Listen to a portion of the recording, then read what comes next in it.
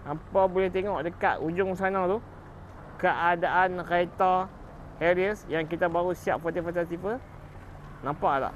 Kejap kan? Kita dah pun siap pasang Toyota Harriers. Aku nak sebut ni pun susah lah. Bismillahirrahmanirrahim. Assalamualaikum. Toyota Harrier 2017. Lebih kurang kot tak lagu.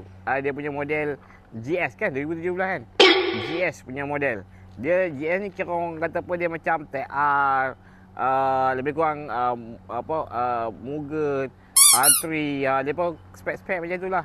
Tapi yang ni dia main GS. Dan apa yang kita dapat dengan model GS ni, dia main lower sikit.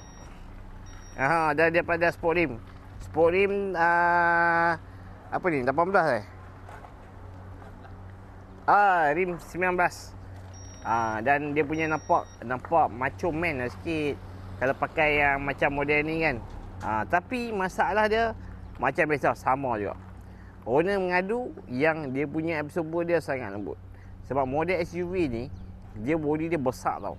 Kalau kita bawa ramai, lepas tu body pula, kaki pula tak kejap, dia punya absorber dia lembut, dia boleh menyebabkan body tu beralun-alun. Hampa nak tengok keadaan body roll dia macam mana? Kita minta tolong Ijat. Mana Ijat? Kita bagi Ijat tolak body roll ni. Kita tengok dia punya keadaan body roll dia bahagian macam mana. Hampa boleh tengok dekat bahagian tepi. Kita boleh tengok body roll dia macam mana. Hampa boleh tengok dekat bahagian tepi tu, nampak. Sebelah tangan pun kereta ni dah bergoyang.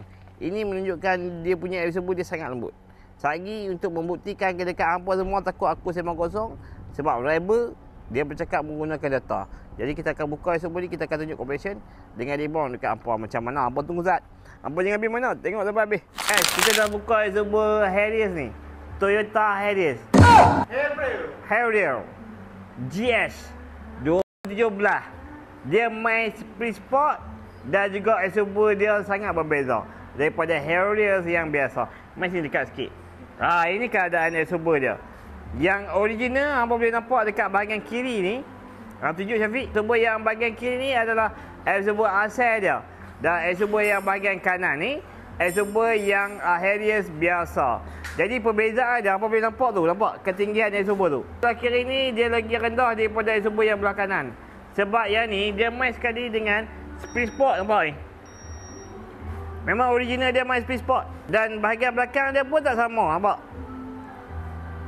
Yang original dia lain, yang beza dia lain. Dia bukan lain beza absorber tu, tapi ketinggian absorber tu. Dan nak bagi tahu dekat hampa yang kekerasan absorber ni yang kita buka daripada kereta ni sangat lembut. Sebab apa aku kata macam tu? Hampa tengok ni. Ini yang original kita buka daripada kereta. Hampa tengok compression dia macam mana. Nampak Ijat tekan sebelah tangan je. Lembut.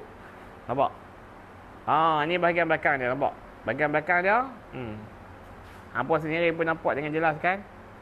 Dia tak boleh diselamatkan. Cuma hanya meninggal kenangan. Jadi absorber ni kita akan refurbish balik. Kita akan hantar dekat HQ untuk buat balik. Sebab absorber dia tak sama dengan yang kita ada restock. Jadi kita tunggulah kereta ni siap. Hampa jangan lupa bagi tahu dekat kawan-kawan hampa yang reba nonton dekat Sungai Tani ni, kami boleh buat balik absorber hampa yang rosak. Jadi kita jumpa di next video. Reba nonton hampa pasepa.